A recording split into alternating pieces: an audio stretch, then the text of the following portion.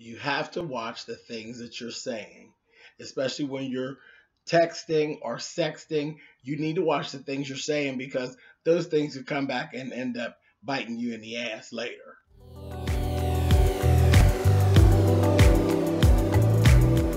And I'm like, come on through, Cookie. I'm going up on my soapbox. That's basically it. Let's talk about drag and all its forms.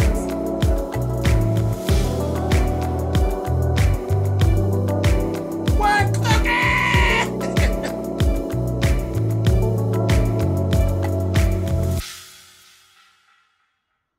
Okay, guys, this is my review for American Crime Season 2, and this is Episode 5, actually.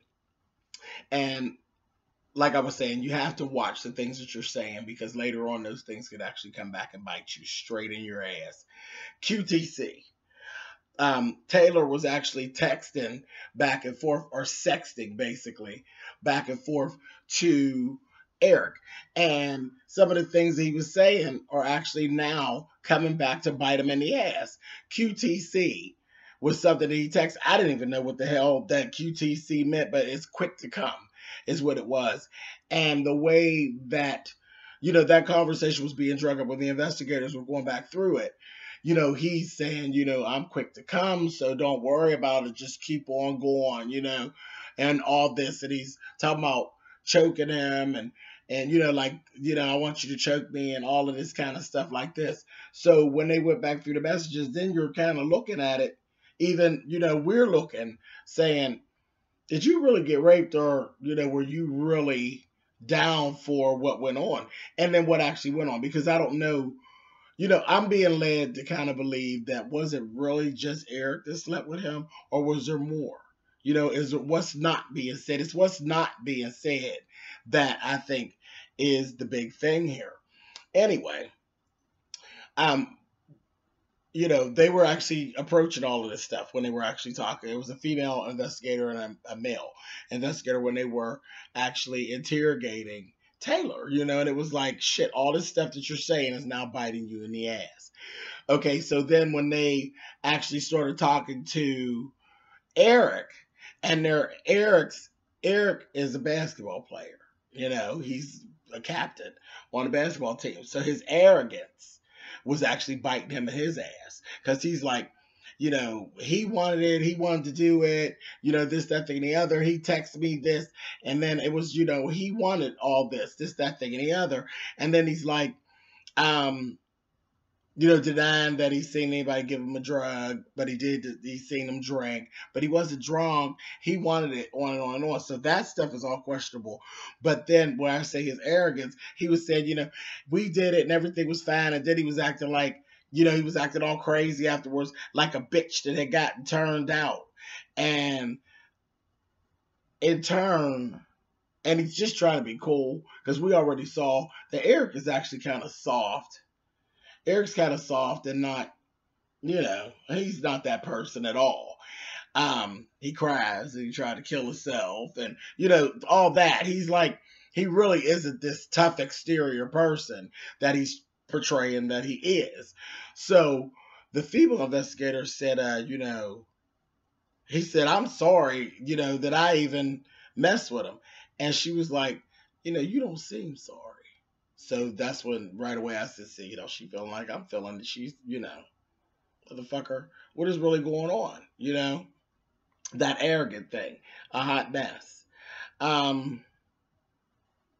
mess. So he actually, later on, Taylor's actually talked to his mother, and she was asking him, like, when did this stuff start? When did you start having these feelings toward the same sex? When did, the first encounter actually take place? How old? And he told her, it happened. He was in the 8th grade, a little boy named Mark. And his mother was like going back through, kicking herself, saying, he used to come over to the house. He used to stay overnight, and this, that, thing, and the other. Yeah, girl, you let. It went on right up underneath your nose, just like it does all the time. Child, you can't control your children 24 hours a day. The best you could do is try, But if kids, when they want to sneak and do stuff, it's going to get done. So you might as well just get ready, honey. And he had said to his mother, if it wasn't a boy, you wouldn't care. And she's like, yeah, I really would. I really would care. And then she actually went forward and asked him, like, why do you want to have rough sex? And that kind of thing. And it's just, did you tell Eric that stuff? And he's like, it was just stuff. It was just conversation. It was just things that I think about. I don't know why I think about it, whatever. So she kind of was like, I'm like, a mess, just a mess. Next, we actually saw the headmaster, Felicity Huffman. She's kind of worried about Coach Dan. And she basically really wanted, they have a plan of how they're going to attack this. Leland School has a plan of how they're going to actually go after this whole thing. Like I said, their whole standpoint is that it wasn't a rape. They're painting Taylor to be this kid. He got drunk. You're not really allowed to get drunk, so he's out of order. Then he lied. So that's what they're doing. And they're like, our kid didn't lie. Remember, he's not at Leland anymore. He has moved back to public school. So now it's the thing of our kid told the truth. The other kid lied. That's kind of where they are. So they're painting Taylor to be a troublemaker, pretty much. And Felicity Huffman was basically telling Dan's wife, Coach Dan's wife, just let Dan know we're on board, this, that, the other. We're behind him, this thing, the other. Basically, she wants to bring him on board and get the boys on the team coached. This is the story. This is what happened. Bam. Done. Later in the program, we actually see Dan and his wife actually having a conversation, and she says to him, this is not good. This is just not going in a good direction. What do you think about leaving there and going to a new school? Because she just doesn't think that the outcome's going to be good. Well, naturally, Coach Dan is being arrogant, like his teammates, his team of basketball players, and he's giving her very much of kind of the whole thing of, whatever. But at the same time, he's having issues with the fact that Eric tried to kill herself and all of that. So he was a little on the defensive as well. So he and her started having like a little back and forth thing, and he starts kind of attacking her on a personal level and asking her about, is she on drugs? Is she smoking weed and this, that, and the other, like throwing all that little stuff in her face, and then she finally tells him, Leslie is the one that wants me to have the boys lie and say, that nothing actually went on, but something went on, she wants you to get on board with telling this here lie and all of that. And then they were talking about this function that they needed to go to. And this is when the lies are actually going to start, where we're going to take the lies to the community. And she's like, I guess we'll be going, and it is what it is. Well, yeah, we got to go. And it just was like a mess. He's like kind of on board with it, but, I don't think he really liked the fact like that he knows it's wrong. But all in all, not willing to pull up, just going to go ahead and go through with it. Anyway, we'll get back to that later. We see Taylor at the psychologist's office, and he stated that he's kind of glad that things were kind of over for the most part, but they're really not. And he's worried now about how his mom is being treated. How the school basically turned on her, and nobody's actually backing her. She's like fighting for somebody to listen to her and that kind of thing. So not really not a good thing. We run into a scene where we have Taylor and he's dealing with Evie. Him and Evie go back and forth, child. That was something messy there. That was messy. She's trying to gather her thing about what the fuck just really happened here. You know what I mean? And she's dealing with her female stuff. There's female stuff. Your boyfriend cheated on you basically with a boy, but now there's this whole other issue, but you still got to deal with the fact that your boyfriend wanted a boy.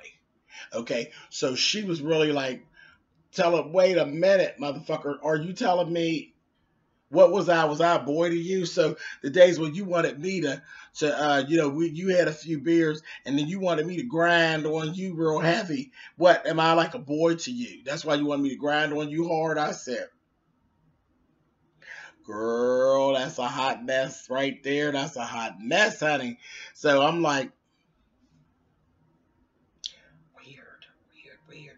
Anyway, so I kind of got what she was saying. I felt kind of bad for her, because it was like hindsight. Hindsight is a mess, Like, damn, this is why you wanted me to be all aggressive. And that's what she was saying. Am I a boy to you? She beat the hell out of me. She's bamming him and hitting him. And he's like, no, no, no, no. It was a mess. That was an absolute mess. Later on, Felicity Huffman, Leslie, headmaster, she met with the board. And they were actually getting their bearings together about what they were going to do. And she was, stating this is kind of the story. This is what we're going to do. This is handled. We're good. We're going to embrace our student, And one of the guys who's like a higher up one, he's like, we can't. This is not San Francisco. Nobody's trying to be all down with having a gay kid as part of the team. That whole knucklehead shit. And she was like, shut your ass up, honey. This is what we're going to do. It's going to get everything smoothed over. So they talked about, but you could see the way that they actually think about things. They're just screwed up. They're screwed up in general. Evie, even though she was upset with Taylor, when she met with the investigators, she still stood to the story that he was violated. He was violated. And she thought she was helping by removing him from the party. But meanwhile, she didn't realize that the person that she was using, was helping remove them from the party was the person that violated him, which was Eric. A mess. There was a part where, okay, we know that everything's going on. Like, the kids are all on the internet. So the kids pretty much know what's going on. Even over at the new school, or back at the public school, people kind of know that it's Taylor. And so people are being open with approaching him about his sexuality now. And there was a scene, he was in the bathroom. And this guy came in the bathroom and just literally just came right on to him. You don't know this shit. Just went on and came on to him. I was like, that's a hot mess. Hot mess. The word's actually around. So that's something he's going to have to deal with. And I think he was a little embarrassed and a little taken back by it. But that's just kind of the world he's going to have to deal with right now, because since all of this came out and the boys we even see the boys trying to send them Facebook friend requests and stuff. Like, everybody just knows, okay, everybody knows now you're a sissy, and they're like, okay, I want to get down with you. So he just got to deal. I mean, that's, I guess, a good thing and a bad thing all at the same time.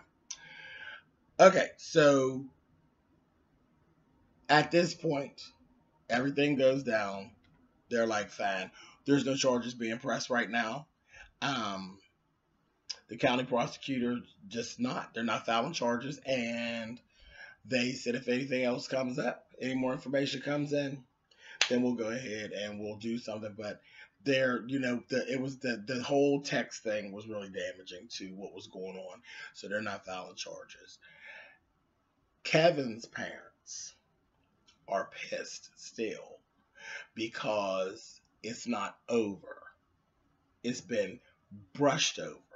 So it's not really over. Kevin's not really cleared.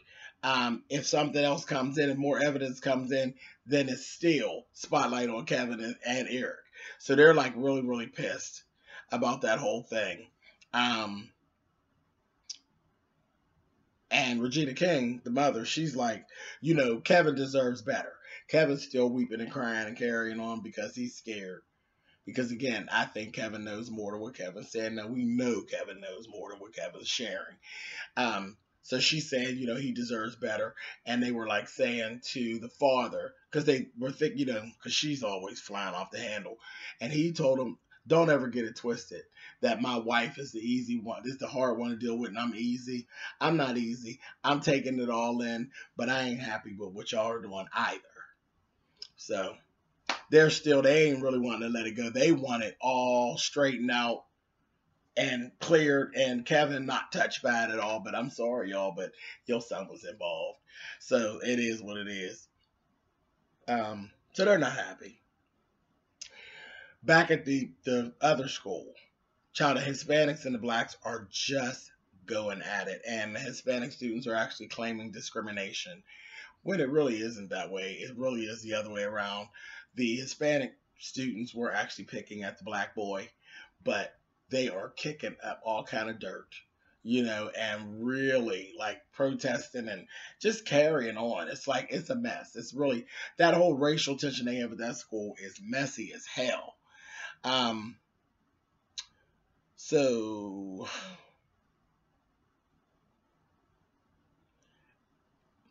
okay, let's see. Eric's brother. So we had that little situation. Eric's brother came to him and asked him, "Are you gay?" Mom said you're gay, and that's why you tried to kill yourself. And Eric went to, right before he got to try to kind of explain himself, his brother like went off, and he's like, "You're an asshole. She can't take it. She can't take it." And he's really like, he's not understanding at all, and so Eric got a whole nother issue going on, and their father really like isn't ready to talk. And it's funny because Eric says, "Do you want to talk about it? Do you want to talk?" He said to the dad, "Do you want to talk about it? Do you want to talk about the fact that I'm gay? Like, dude, let's talk about it, get it over with." And Dan's like, "Oh no. We'll talk about it when you're ready." He just like pushed it back on Eric, and Eric's like ready to talk. The dad ain't ready to talk about it. He ain't ready to deal with that fact. So that's a whole mess that he got going on himself. So let me tell you about this little function they had. And there was this little dance piece that was done before they started doing the dance. And this had me so hot. Leland. They're so face value. They got, okay, so down front, you have all the important people down front and Kevin's parents, okay? Because they just patronize this black family. Because they're one of them, you keep hearing, they're one of the few families that actually do pay tuition. They're not on a scholarship. They're special. They're the special blacks. So they're sitting down there, they're the only little, everybody else is somebody in the faculty or somebody in the board or something like that. They're the only parents sitting right down front. I said, and you don't realize you're being patronized? Okay, whatever. But naturally, Regina King's character, she wouldn't have it any other way. She wants to be special. But Felicity Huffman gets up there and she's saying, right before they're introducing the dance performance, she says, real men stand up for each other. Real men stand up for what they believe in, and real men tell the truth. So there was so much symbolism going on and so much mess with this little dance routine. And I said, now I'm looking at this and I'm catching it, so I guess other people were catching it too. Child, they were dancing. The way they were dancing, it all kind of centered around, there was one black boy who actually, there was a lot of different things. There was one black boy who was there. And you kind of sing, it was him, and then you would actually see, he would be dancing with a girl, and then there'd be a boy. And then the girl would come in between the two boys, and then they would separate. And then they would come, and there'd be two girls and him. And then, a boy would come, and then they would separate, and it would be him and the boy. And it just kept going back and forth. So it was pretty much portraying the back and forth of the gay thing versus the heterosexual thing, and then they're still dancing around, and you're saying it's just the way that it was choreographed. And then you see them going back and forth, and then toward the end, then you see it's the two boys, and they're going back and forth, and they're having this moment. And then they're here. All the other dancers are pretty much back a little further, and then all the other dancers come and get the other boy, which is a Caucasian boy. They come and get him, and at the end of the dance number, the one single black boy is literally standing there by himself, and you see where the other dancers have embraced the boy that he was dancing with, and he's standing alone. Now, after that, that's the end of the dance number, but then when they finish, You got the one little black boy standing in the middle. See, there was a whole lot with that. And I don't know if y'all I followed it. That's the way I followed it. It was patronizing for the gay issue as well as the sole black child. Okay? I said, oh, y'all are just as messy boots, honey. So I don't know. This is what I gathered from it. You guys go in those comments and tell me what you got from it. But it was, as far as I was concerned, Leland was actually showing what their standpoint was. And it was just shade, honey. It was all shade, and it was all glass and mirrors. I said, that's a hot mess. But anyway,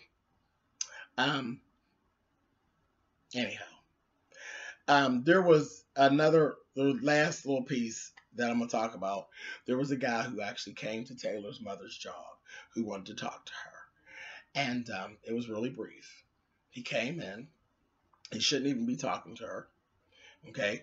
But he did. He stepped out. And he had let her know his daughter was actually sexually harassed verbally at Leland. And they went to press charges. They actually sent their daughter to school with a hidden recorder. Then they were told that the recorder stuff was not admissible in court.